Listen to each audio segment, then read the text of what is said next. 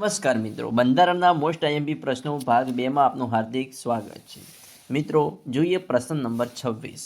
કયા વર્ષમાં બંધારણમાં સુધારો કરીને મૂળભૂત ફરજોનો બંધારણમાં સમાવેશ કરવામાં આવ્યો હતો? તો જવાબ છે ઓપ્શન સી, 1976માં. મિત્રો, ભારતમાં 1976માં 42માં બંધારણીય સુધારા દ્વારા મૂળભૂત ફરજોનો બંધારણમાં સમાવેશ કરવામાં આવ્યો હતો. બંધારણની કલમ 51A આ ફરજોનો સમાવેશ કરાયો છે. જોઈએ નેક્સ્ટ પ્રશ્ન. ગ્રાહકોની ફરિયાદના નિવારણ માટે કઈ સંસ્થાની રચના થઈ છે? તો જવાબ છે ઓપ્શન એ, ગ્રાહક ફોર. જોઈએ તો 1986ના ડિસેમ્બરમાં ભારતની સંસદે ગ્રાહક સુરક્ષા ધારો પસાર કરતા ગ્રાહકોની ફરિયાદોના નિકાલ માટેની અર્ધ અદાલતી વ્યવસ્થા અસ્તિત્વમાં આવી હતી. જોઈએ નેક્સ્ટ પ્રશ્ન. 6 થી 14 વર્ષના બાળકોને મફત અને ફરજિયાત શિક્ષણની જોગવાઈ ભારતના બંધારણના કયા અનુચ્છેદમાં કરવામાં આવી છે? જવાબ છે ઓપ્શન સી, અનુચ્છેદ 21 માં. અનુચ્છેદ 21 માં 6 થી 14 વર્ષના બાળકોને મફત અને ફરજિયાત શિક્ષણનો અધિકાર આપવામાં આવેલ છે. આ અનુચ્છેદ 86માં બંધારણીય સુધારો 2002માં ઉમેરવામાં આવ્યો હતો. જોઈએ નેક્સ્ટ પ્રશ્ન. અંદાજપત્ર કોના દ્વારા રજૂ કરવામાં આવે છે?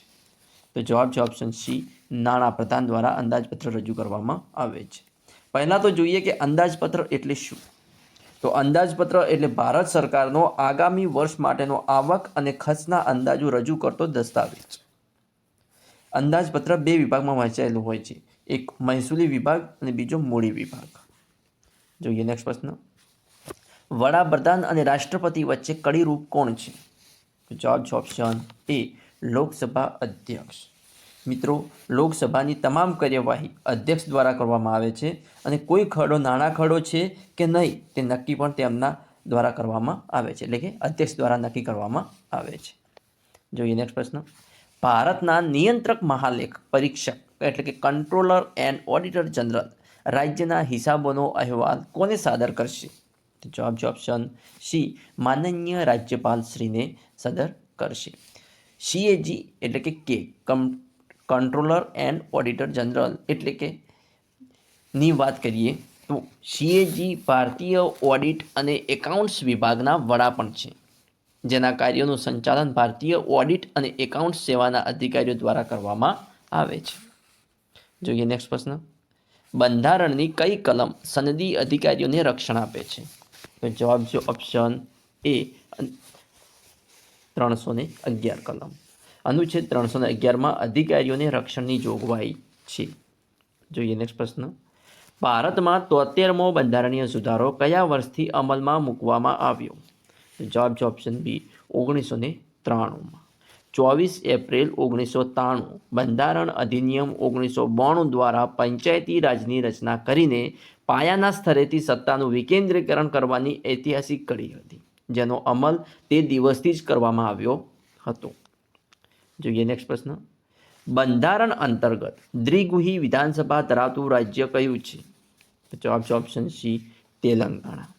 ભારતના આ રાજ્યોમાં દ્વિગૃહી ધારાસભા છે. બિહાર, મહારાષ્ટ્ર, કર્ણાટક, ઉત્તર પ્રદેશ, તમિલનાડુ, જમ્મુ કાશ્મીર અને તેલંગાણામાં દ્વિગુહી વિધાનસભા ધરાવતા રાજ્યો છે. જોઈએ નેક્સ્ટ પ્રશ્ન.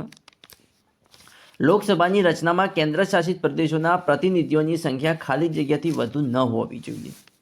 તો જવાબ છે ઓપ્શન સી, 20. લોકસભાની રચનામાં કેન્દ્ર શાસિત પ્રદેશોના પ્રતિનિધિઓની સંખ્યા 20થી વધુ ન હોવી જોઈએ. જોઈએ નેક્સ્ટ પ્રશ્ન. નાણાં પંચની રચના કોના દ્વારા કરવામાં આવે છે? તો જવાબ છે ઓપ્શન એ, માનનીય રાષ્ટ્રપતિ દ્વારા કરવામાં આવે છે નાણાં પંચની રચના. નાણાં પંચનો હેતુ કેન્દ્ર તથા રાજ્યની ગરીબી અને આવકની ક્ષમતાને સંતુલન કરવાનો છે. પ્રથમ નાણાં પંચની રચના નવેમ્બર 1951માં થઈ હતી, જેના અધ્યક્ષ હતા KC નિયોગી. 1951થી અત્યાર સુધી કુલ 12 નાણાં પંચની નિમણૂક થયેલ છે. જોઈએ નેક્સ્ટ પ્રશ્ન. ભારતમાં નક્સલવાદી પ્રવૃત્તિ કઈ સાલમાં શરૂ થઈ? તો જવાબ છે ઓપ્શન સી, 1967માં. ભારતના ગેરકાયદેસર પ્રવૃત્તિઓ નિવારણ અધિનિયમ 1967 હેઠળ કેટલાક નક્સલવાદી સંગઠનોને આતંકવાદી જૂથો તરીકે નિયુક્ત કરવામાં આવ્યા છે. જોઈએ નેક્સ્ટ પ્રશ્ન. નબળા વર્ગો કે પછાત વર્ગોના બાળકોને તેમજ બીપીએલ યાદીમાં નોંધાયેલા કુટુંબોના બાળકોને સરકાર માન્ય ખાનગી શાળાના પહેલા ધોરણમાં વર્ગની કુલ ક્ષમતાના પ્રવેશ આપવાનો હોય છે, જે ખાલી જગ્યાની મર્યાદામાં ફરજિયાત છે. તો આપણો જવાબ આવશે ઓપ્શન સી 25. જોઈએ નેક્સ્ટ પ્રશ્ન. સંસદના કોઈપણ ગૃહના સભ્યની ગેરલાયકાત વિશે અંતિમ નિર્ણય કોણ કરે છે? તો જવાબ છે ઓપ્શન એ રાષ્ટ્રપતિ. સંસદના કોઈપણ ગૃહના સભ્યની, લોકસભા કે રાજ્યસભા, કોઈના સભ્યની ગેરલાયકાત વિશે અંતિમ નિર્ણય રાષ્ટ્રપતિ કરે છે. જોઈએ નેક્સ્ટ પ્રશ્ન. ભારતમાં સંઘ સરકારની કારોબારીના બંધારણીય વડા કોણ છે? તો જવાબ છે ઓપ્શન બી રાષ્ટ્રપતિ. ભારતમાં સંઘ સરકારની કારોબારીના બંધારણીય વડા રાષ્ટ્રપતિ છે. જોઈએ નેક્સ્ટ પ્રશ્ન. ભારતના બંધારણ 1950 મુજબ નીચેના પૈકી કઈ જોડ બંધ બેસતી નથી? તો જવાબ છે ઓપ્શન સી બંધારણીય ભાગ 3 અનુચ્છેદ 15 મૂળભૂત ફરજો. એ જોડ ખોટી છે. જોઈએ તો બંધારણના ભાગ 3 અનુચ્છેદ 12 થી 35માં મૂળભૂત અધિકારો આપવામાં આવેલ છે, ફરજો આપવામાં આવેલ નથી, મૂળભૂત અધિકારો આપવામાં આવેલ છે. અને ભાગ 1માં સંઘ અને તેનો વિસ્તાર દર્શાવવામાં આવે છે અનુચ્છેદ 1 થી 4માં. બંધારણના ભાગ 2માં અનુચ્છેદ 5 થી 11માં નાગરિકત્વના ધોરણો દર્શાવવામાં આવ્યા છે, જ્યારે બંધારણના ભાગ 4માં અનુચ્છેદ 36 થી 51માં રાજ્યનીતિના માર્ગદર્શક સિદ્ધાંતો આપવામાં આવ્યા છે, અને બંધારણના ભાગ 3માં અનુચ્છેદ 12 થી 35માં મૂળભૂત અધિકારો આપવામાં આવેલ છે. જોઈએ નેક્સ્ટ પ્રશ્ન. ભારતના મુખ્ય ચૂંટણી કમિશનરની નિમણૂક કોણ કરે છે? જવાબ છે ઓપ્શન ડી રાષ્ટ્રપતિ. ભારતના હાલના મુખ્ય ચૂંટણી કમિશનરની વાત કરીએ તો હાલના મુખ્ય ચૂંટણી કમિશનર છે જ્ઞાનેશ કુમાર, જેમનો કાર્યકાળ જાન્યુઆરી 2029 સુધી રહેશે. જોઈએ નેક્સ્ટ પ્રશ્ન. કોઈપણ રાજ્યના રાજ્યપાલને કોની સહી સિક્કાવાળા આદેશપત્રથી નિમવામાં આવે છે? તો જવાબ છે ઓપ્શન ડી રાષ્ટ્રપતિના. દરેક રાજ્યના બંધારણ માટે રાજ્યપાલનું કાર્ય અગત્યનું હોય છે. પણ શું તમે જાણો છો કે ગુજરાતમાં રાજ્યપાલનું નામ શું છે? ગુજરાતના રાજ્યપાલનું નામ શું છે? તો વર્તમાન 2025માં ગુજરાતના રાજ્યપાલ શ્રીમાન આચાર્ય દેવવ્રત છે. ગુજરાત રાજ્યના પ્રથમ રાજ્યપાલનું નામ મહેંદી નવાઝ જંગ હતું. ત્યારથી લઈને ગુજરાતમાં કુલ 25 જેટલા રાજ્યપાલો રહી ચૂક્યા છે, જેઓએ ગુજરાતના કલ્યાણ તથા વિકાસ માટે એક મહત્વની ભૂમિકા ભજવી છે.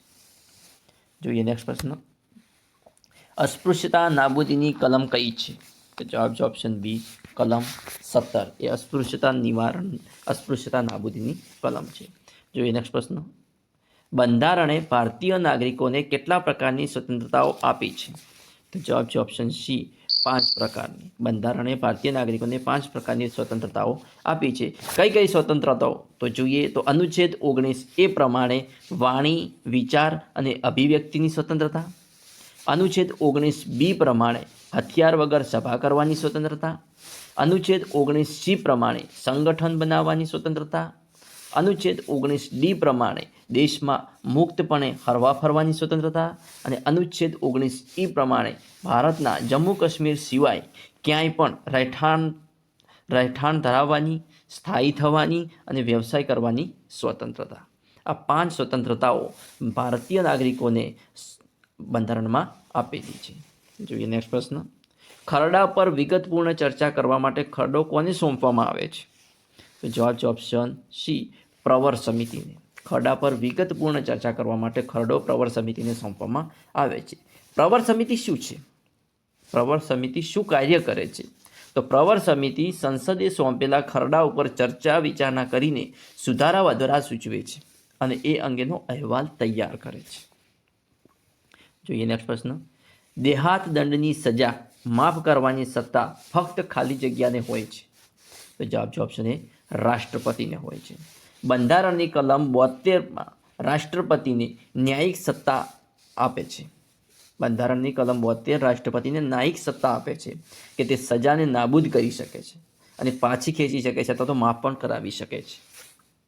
જોઈએ નેક્સ્ટ પ્રશ્ન.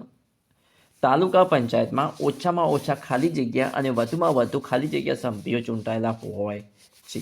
તો જવાબ છે ઓપ્શન એ 16 અને 32. તાલુકા પંચાયતમાં ઓછામાં ઓછા 16 અને વધુમાં વધુ 32 સભ્યો ચૂંટાયેલા હોય છે. જોઈએ નેક્સ્ટ પ્રશ્ન. કેવા પ્રકારની લોકશાહીમાં સામાન્ય રીતે પ્રમુખ સીધા લોકો દ્વારા ચૂંટાય છે? જવાબ છે ઓપ્શન બી, પ્રમુખીય લોકશાહી. પ્રમુખીય લોકશાહીમાં સામાન્ય રીતે પ્રમુખ સીધા લોકો દ્વારા ચૂંટાય છે. જોઈએ નેક્સ્ટ પ્રશ્ન. સંસદમાં શેનો સમાવેશ થાય છે? તો જવાબ છે ઓપ્શન સી, બંને ગૃહ અને રાષ્ટ્રપતિનો સંસદમાં સમાવેશ થાય છે. સંસદમાં બંને ગૃહ એટલે કે લોકસભા, રાજ્યસભા અને રાષ્ટ્રપતિનો સમાવેશ થાય છે. વિદ્યાર્થી મિત્રો, આવા નેક્સ્ટ પ્રશ્નો જોવા મારી ચેનલને સબસ્ક્રાઇબ કરવાનું અને તમારા મિત્રો સાથે લિંક શેર કરવાનું ના ભૂલતા. Thanks for watching my video.